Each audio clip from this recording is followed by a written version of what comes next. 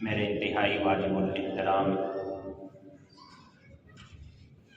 معزز سامعین، میرے دوستوں، بزرگوں، ذی قدر ذی وقار بھائیوں، عزیزوں، السلام علیکم۔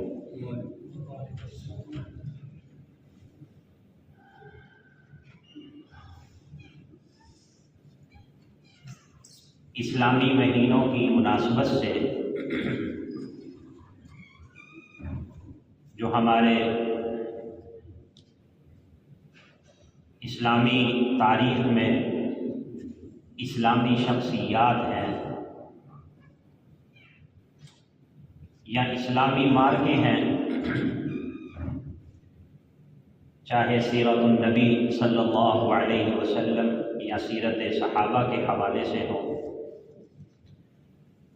تو میں اس کو اکثر مختصر انداز میں پیش کرتا رہتا ہوں۔ آج آپ کے سامنے اسلامی تاریخ کی ایک عظیم الشان شخصیت، پیغمبر اسلام صلی اللہ علیہ وسلم کے جلیل القدر صحابی اور ساتھی اور رفیق، ان کا میں مختصر تذکرہ کروں گا، جن کو دنیا خلیفہ سوم حضرت سیدنا عثمان غنی رضی اللہ تعالی عنہ کے نام سے جانتی اور پہچانتی ہے۔ حضرت عثمان غنی رضی اللہ تعالی عنہ تمام صحابہ اکرام میں ان کی بڑی نمایاں شخصیت ہے، بڑے خوبصورت صحابی ہیں۔ ان کا لقب ذوالنورین بھی ہے، ان کا لقب ذوالہجرتین بھی ہے، ذوالبشارتین بھی ہے، ذوالشرکتین بھی ہے، اور ان کے نام کے ساتھ لفظ لکھا جاتا ہے غنی، عثمان غنی، یہ بھی ان کا لقب ہے۔ آپ کا تعلق بنو امیہ خاندان سے ہے، اور حضرت عثمان غنی رضی اللہ تعالی عنہ کا چھٹی پشت پر نبی کریم صلی اللہ علیہ وسلم کے ساتھ شجرہ نسب مل جاتا ہے۔ آپ کے والد کا نام عفان، آپ کی والدہ کا نام عروہ۔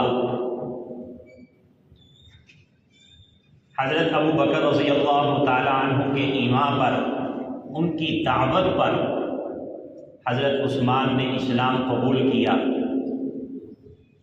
اور یہ چوتھے نمبر پہ ہے، اسلام قبول کرنے میں چوتھے نمبر پہ، سابقین فی اسلام میں ان کا شمار ہوتا ہے، اور بڑے زبردست تاجر بھی تھے۔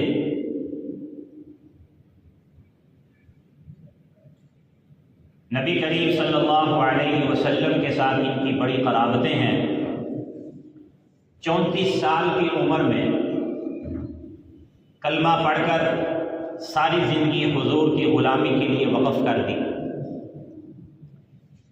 مکہ مکرمہ میں جیسے دیگر صحابہ اکرام کو مصائب و آلام اور پریشانیوں کا سامنا تھا، اسی طرح حضرت سیدنا عثمان غنی رضی اللہ تعالی عنہ نے بھی مصائب کا، سختیوں کا، پریشانیوں کا بڑی جرت، بہادری، بڑی دلیری اور استقامت کے ساتھ اس کا مقابلہ کیا۔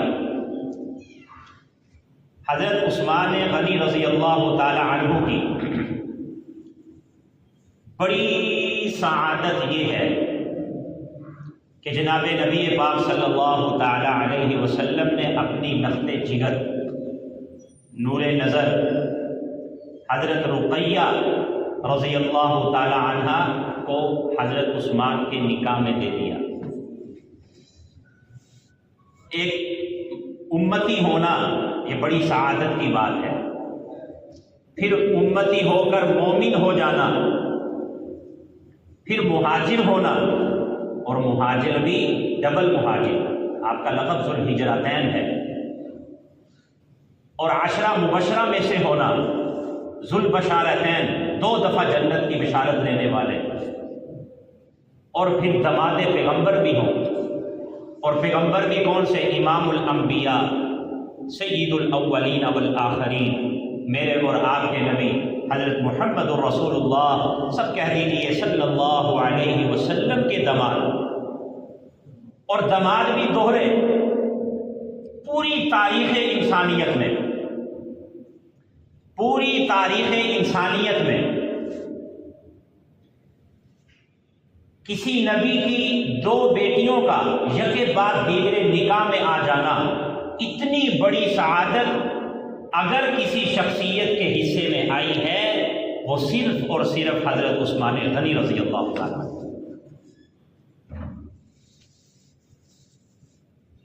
یہ عظمت، یہ مقام، یہ رتبہ، یہ بلندیاں یہ حضرت عثمان غنی کے حصے میں آئی ہیں کہ نبی علیہ الصلوۃ والسلام نے اپنی 2 لخت جگر یکے بعد دیگرے عثمان کے نکاح میں دی۔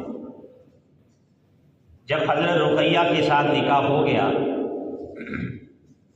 مکہ میں ظلم و ستم تھا، مصائب تھے، پریشانیوں کا سامنا تھا، مکہ کی سرزمین مسلمانوں کے لیے تنگ کر دی گئی، تو اللہ کے پیارے نبی حضرت محمد الرسول اللہ، سب کہہ دیجئے صلی اللہ علیہ وسلم، آپ نے فرمایا کہ اے میرے صحابہ، مکہ والوں نے یہ زمین آپ لوگوں پر تنگ کر دی ہے، مکہ کو چھوڑ کر حبشہ کی طرف ہجرت کر کے چلے جاؤ۔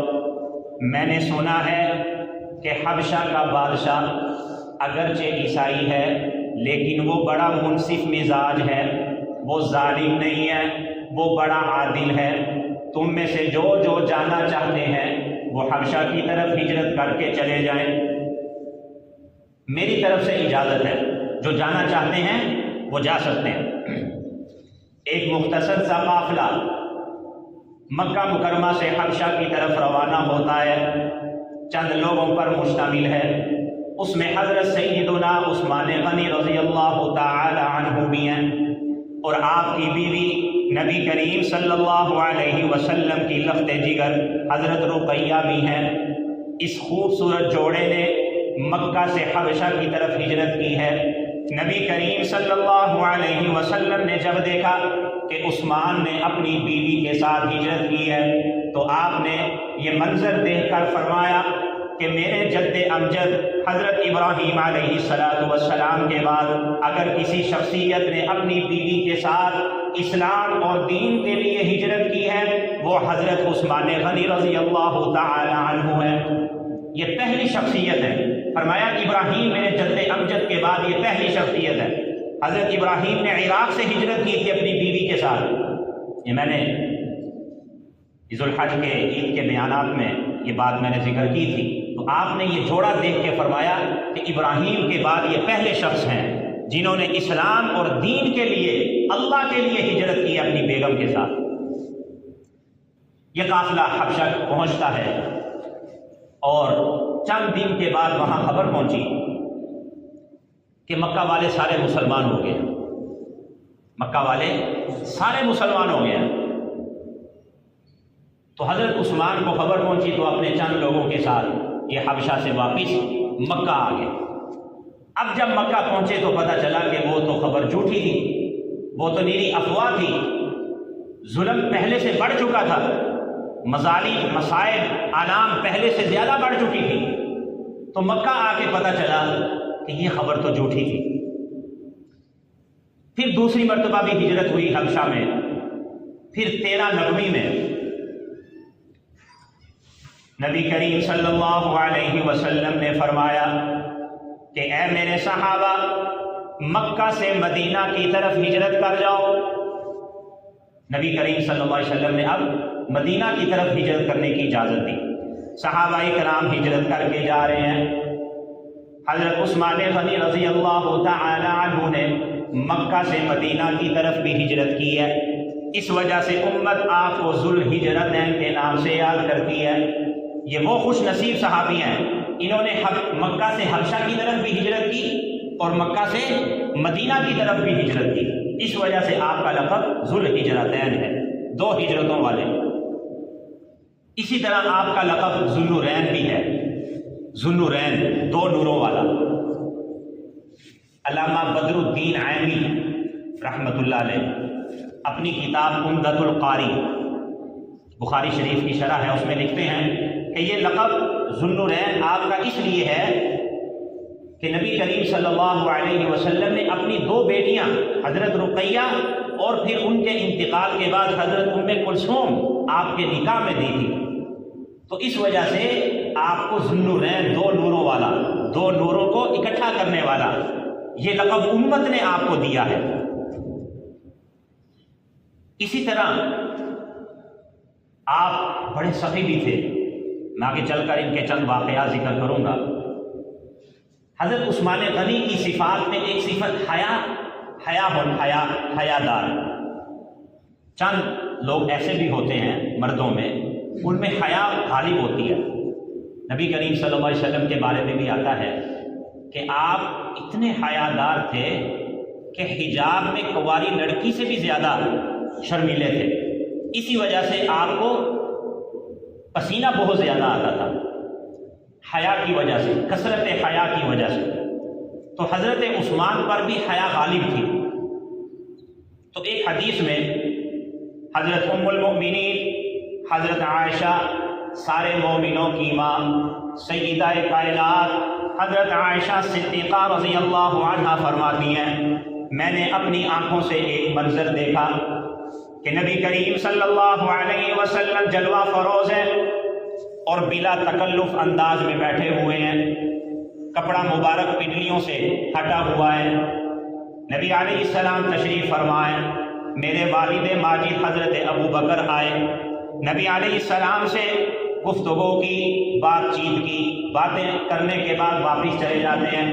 تھوڑی دیر کے بعد حضرت عمر آئے، نبی علیہ السلام سے گفتگو کی، مکمل بات کرنے کے بعد وہ بھی واپس چلے جاتے ہیں۔ تھوڑی دیر گزرتی ہے، دربان نے کہا کہ یا رسول اللہ، دروازے پہ عثمان آئے ہیں۔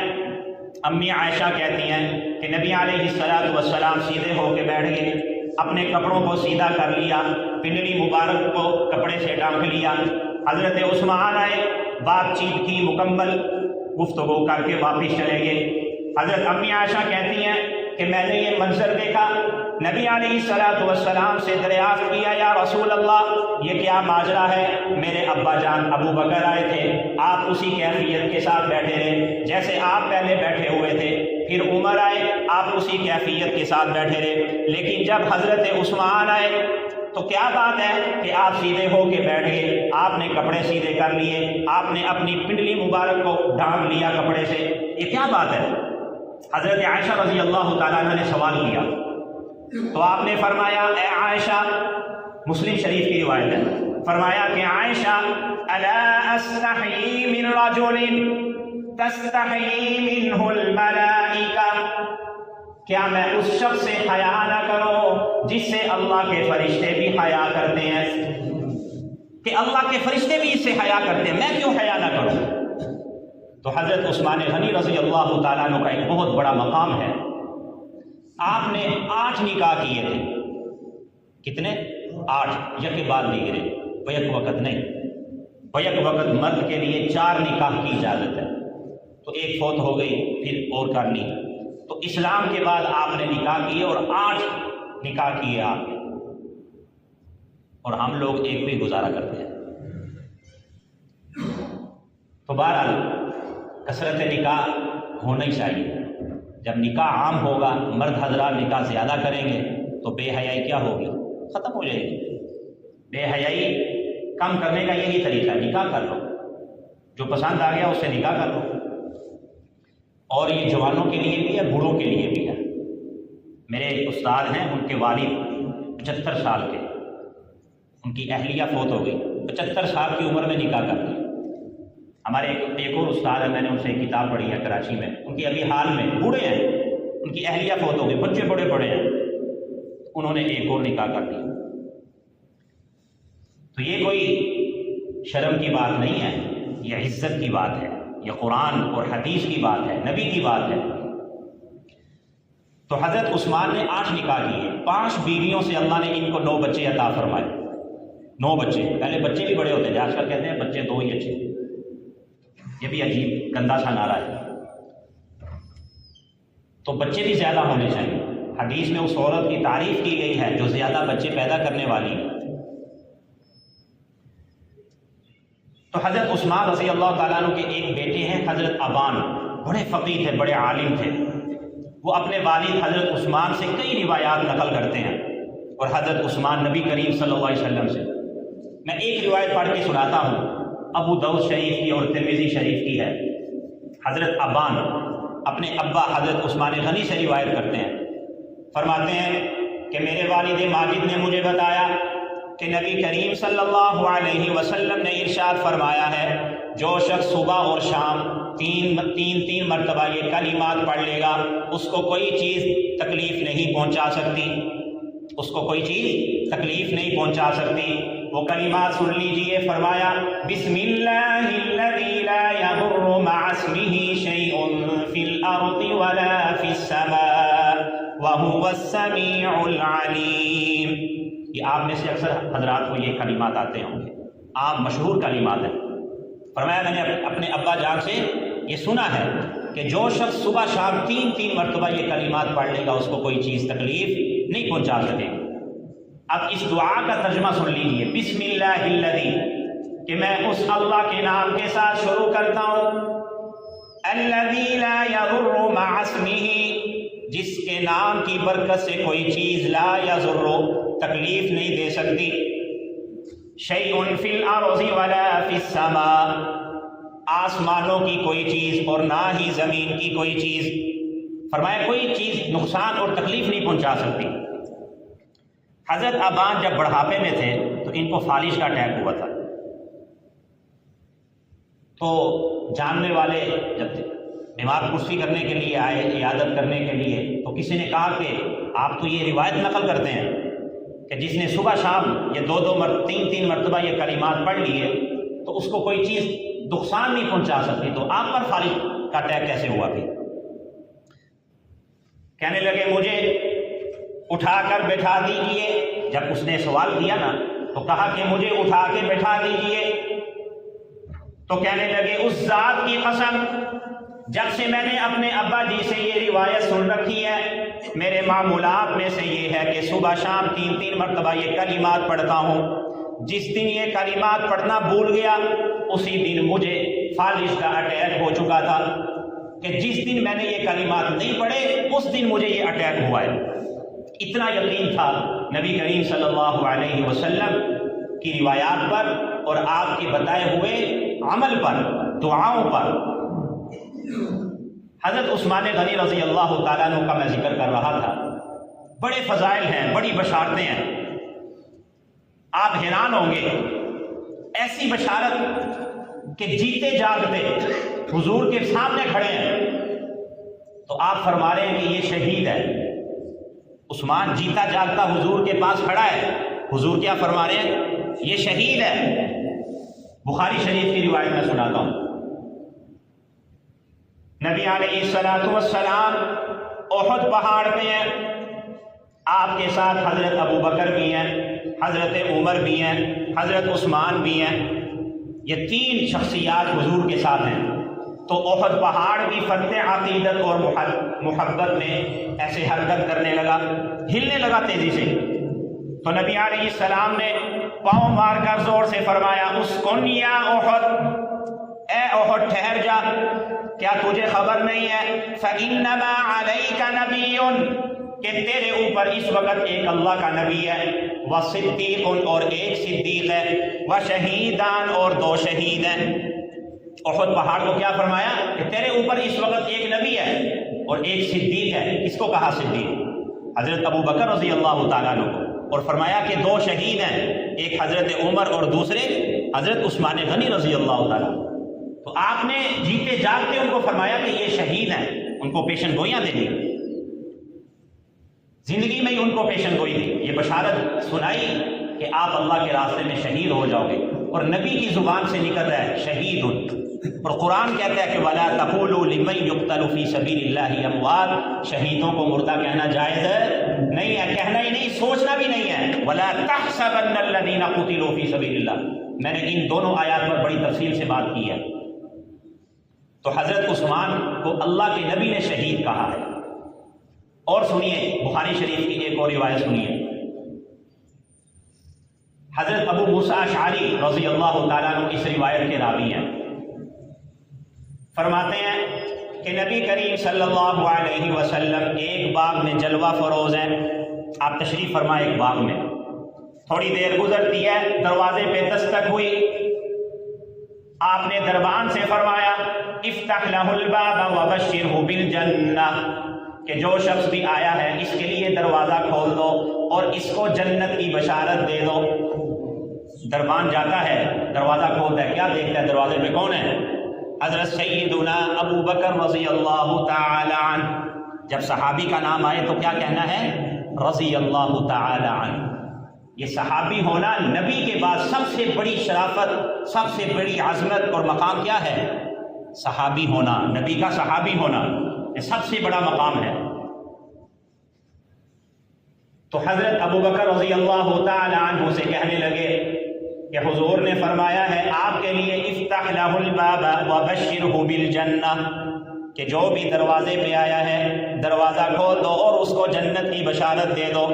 حضرت ابو بکر آئے، حضور کے ساتھ دائیں طرف بیٹھ گئے، تھوڑی دیر گزرتی ہے، پھر دروازے پہ دستک ہوئی، آپ نے دربان سے فرمایا دروازہ کھولو اور جو بھی ہوگا اس کو کہو افتح لہ الباب وبشرہ بالجنہ۔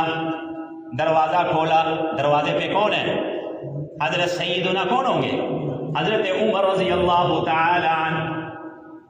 جو خلافت کی ترتیب ہے آپ کو روایات میں بھی یہی ملے گا، ابو بکر، عمر، عثمان، علی، اسی ترتیب سے ہی حضرت عمر رضی اللہ تعالی عنہ دروازے پہ ہیں، دربان نے کہا افتح لہ الباب وبشرہ بالجنہ، نبی نے فرمایا جو شخص بھی دروازے پہ آیا اس کو جنت کی بشارت سنا دو۔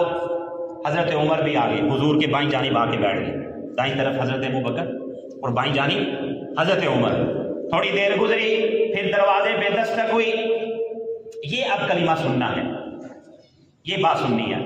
آپ نے دربان سے فرمایا افتح لہ الباب وبشرہ بالجنہ، کہ جو شخص بھی آیا ہے اس کے لیے دروازہ کھولو اور اس کو جنت کی بشارت سناؤ۔ آگے فرمایا علی بلوى تصیب، علی بلوى تصیب، جنت کی بشارت سنا دو ان مصائب پر جو اس کو پہنچیں گی، ان مصائب پر جو اس کو پہنچیں گی۔ دربان پہنچتا ہے دروازے پر، دروازہ کھولا، دیکھتا ہے کہ حضرت عثمان آئے ہیں، نبی علیہ الصلوۃ والسلام کا پیغام پہنچایا کہ اللہ کے نبی نے آپ کو جنت کی بشارت دی ہے اور ساتھ یہ بھی فرمایا ہے علی بلوى تصیب، کہ تجھے مصائب اور الام گھیر لیں گے، تجھ پر مصیبت آئے گی، تجھ پر الام آئیں گے۔ حضرت عثمان نے جب یہ سنا کہ حضور نے ایک پیشن گوئی دی ہے کہ جنت کی بشارت ہے لیکن اس سے پہلے بڑی مصیبت تیرے پہ آئے گی، تو آپ نے اسی وقت فرمایا واللہ المستعان، کہ اللہ ہی میرا مددگار ہے۔ اللہ ہی، نبی کی موجودگی میں مدد کس سے ہے؟ نبی موجود ہیں سامنے، حضور علیہ السلام نظر آ رہے ہیں اور مدد کے لیے کس کو پکار رہے ہیں؟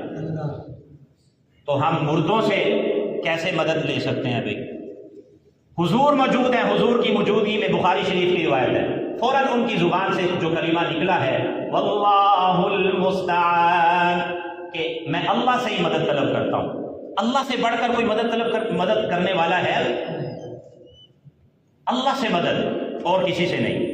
آپ قرآن پڑھیں، قرآن کی ہر آیت آپ کو یہی بتائے گی مدد اللہ سے۔ زندہ آدمی کو پکارے یا اللہ کو پکارے؟ واللہ المستعان، فرمایا میں اللہ سے مدد طلب کرتا ہوں۔ اور حضرت عثمان غنی رضی اللہ تعالیٰ عنہ کو اللہ کے نبی نے فرمایا تھا، آپ نے فرمایا تھا کہ عثمان اللہ تجھے ایک قمیص پہنائے گا، اللہ تجھے ایک قمیص پہنائے گا۔ منافقین وہ قمیص اتارنے کی کوشش کریں گے، تجھ سے مطالبہ کریں گے وہ قمیص اتارنے کی، لیکن میں محمد صلی اللہ علیہ وسلم اللہ کا پیغمبر تجھے کہہ رہا ہوں، منافقین وہ قمیص اتارنے کی مطالبہ کریں گے، وہ قمیص اتارنی نہیں ہے۔ محدثین نے لکھا ہے کہ یہاں پر حضور نے قمیص سے کون سی قمیص مراد لی تھی؟ قمیص خلافت۔ کون سی قمیص؟ خلافت کی، کہ وہ تجھ سے خلافت سے دستبردار ہونے کا مطالبہ کریں گے، وہ چھوڑنا نہیں ہے۔ تو ایسے ہی ہوا تھا، حضرت عثمان نے جان دے دی، لیکن وہ خلافت کی جو قمیص اللہ نے پہنائی تھی اس کو اتارا نہیں اپنی زندگی میں۔ تو حضرت عثمان غنی رضی اللہ تعالی عنہ بڑے ان کے فضائل ہیں اور بڑی ان کی صحافتیں ہیں، بہت زیادہ ان کے واقعات ہیں۔ ان کے نام کے ساتھ جو غنی لکھا جاتا ہے عثمان غنی، اس پر دو چار باتیں میں عرض کرتا ہوں۔ اللہ نے ان کو بڑا مال دیا، مال خرچ کرنے کا طریقہ اور مواقع اگر کوئی سیکھنا چاہتا ہے عثمان غنی سے سیکھے۔ مال خرچ کر کے اللہ کے نبی کا دل کیسے جیتا انہوں نے، جنت کی بشارتیں پل پل پہ، موقع موقع پہ۔ غزوہ تبوک کے موقع پر، لمبا واقعہ ہے، آپ حضرات نے کافی دفعہ سنا ہوگا، آپ نے اعلان کروایا لمبا سفر ہے، مشکلات ہیں، خرچ کرو اللہ کے راستے میں۔ حضرت ابوبکر گھر کا سارا سامان لے آئے، حضرت عمر آدھا سامان لے آئے، پھر آپ نے اپیل کی۔ حضرت عثمان کھڑے ہوئے، یا رسول اللہ میں 300 اونٹ ساز و سامان کے ساتھ اللہ کے راستے میں وقف کرتا ہوں، بیٹھ گئے۔ پھر آپ نے اپیل کی، اعلان کیا۔ حضرت عثمان پھر کھڑے ہو گئے، یا رسول اللہ میں 300 مزید اونٹ ساز و سامان کے ساتھ اللہ کے راستے میں وقف کرتا ہوں، 600 ہو گئے۔ آپ نے پھر تیسری مرتبہ اعلان کیا۔ حضرت عثمان پھر کھڑے ہوئے، یا رسول اللہ میں 300 اور اللہ کے راستے میں اونٹ ساز و سامان کے ساتھ وقف کرتا ہوں، 300 اور اللہ کے راستے میں خرچ کیے۔ ابھی بیٹھے نبی علیہ السلام نے پھر اعلان کیا کہ اور خرچ کرو بھائی، اور خرچ کرو۔ حضرت عثمان پھر کھڑے ہوئے، یا رسول اللہ میں اللہ کے راستے میں 100 گھوڑے بھی وقف کرتا ہوں، 100 گھوڑے بھی، اے اللہ میں صدقہ کرتا ہوں، خیرات کرتا ہوں۔ نبی علیہ الصلوۃ والسلام منبر سے نیچے اتر رہے ہیں اور آپ علیہ الصلوۃ والسلام کا چہرہ انور ایسے کھل اٹھا، بخاری شریف کے الفاظ ہیں، آپ نے فرمایا ما ضر عثمان ما عمل بعد اليوم، کہ عثمان نے اللہ اور اللہ کے رسول کو اتنا خوش کر دیا ہے، آج کے بعد عثمان کو اس کا کوئی بھی عمل اس کو نقصان نہیں پہنچا سکتا۔ وہ جو بھی کرے گا اس کا عمل اس کو نقصان نہیں پہنچا سکتا۔ نبی علیہ الصلوۃ والسلام اتنے خوش ہوئے۔ ابھی یہ جملہ پورا کیا، حضرت عثمان اٹھے، گھر گئے اور گھر سے 1000 دینار سے بھرا ہوا تھیلا، 1000 روپیہ نہیں، 1000 دینار سے بھرا ہوا تھیلا لے آئے اور حضور علیہ الصلوۃ والسلام کے قدموں میں لا کر ایسے اس کو خالی کر دیا۔ صحابہ کہتے ہیں اللہ کے نبی کے چہرے انور پر ایسی خوشی کے آثار تھے، ایسے چمک رہا تھا کہ اللہ کے نبی ان دیناروں کو ایسے الٹتے پلٹتے تھے اور ان دیناروں کی آواز، ایسے بجنے کی آواز ہمیں کانوں میں آتی تھی، اور نبی علیہ الصلوۃ والسلام ایسے وہ اچھال رہے ہیں اور ساتھ ساتھ عثمان کو دعائیں دے رہے ہیں، عثمان کو دعائیں دے رہے ہیں۔ اتنا خرچ کیا حضرت عثمان نے۔ پورے مدینہ میں پانی پینے کے لیے کوئی چشمہ نہیں تھا سوائے بئر روما کے، اور اس کا مالک یہودی تھا اور وہ پیسے لے کر پانی بیچتا تھا۔ مسافر ہیں، کوئی بھی ہے، نبی علیہ السلام نے فرمایا تم میں سے کون سا شخص ایسا ہے جو یہ کنواں خرید لے اور بدلے میں میں اس کو جنت کی ضمانت دیتا ہوں، جنت کی ضمانت دیتا ہوں۔ حضرت عثمان غنی رضی اللہ تعالیٰ عنہ کھڑے ہوئے، اس یہودی کے پاس گئے، 25,000 دراہم اس کو دے کر وہ کنواں خرید لیا۔ نبی علیہ السلام کی خدمت میں حاضر ہوئے، یا رسول اللہ میں اس کو پورے مدینہ والوں کے لیے وقف کر دیتا ہوں۔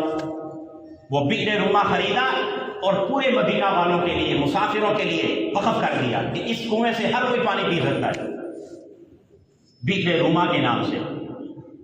مسجد نبوی جب اس کی جگہ تنگ پڑ گئی تو مسجد نبوی کے آس پاس مکانات تھے، تو آپ نے فرمایا تم میں سے کون سا شخص ایسا ہے جو یہ مکان خرید لے اور بدلے میں اس کو جنت کی ضمانت دیتا ہوں۔ حضور نے پھر جنت کی بشارت سنائی۔ حضرت عثمان غنی کھڑے ہوئے، مسجد نبوی کے قریب جتنے مکانات تھے ان کو خریدا اور پھر نبی علیہ السلام کی خدمت میں حاضر ہو کر عرض کیا یا رسول اللہ، ان مکانات کا میں مالک بن چکا ہوں، میں نے خرید لیے ہیں اور میں یہ سب مسجد نبوی کی توسیع کے لیے وقف کرتا ہوں۔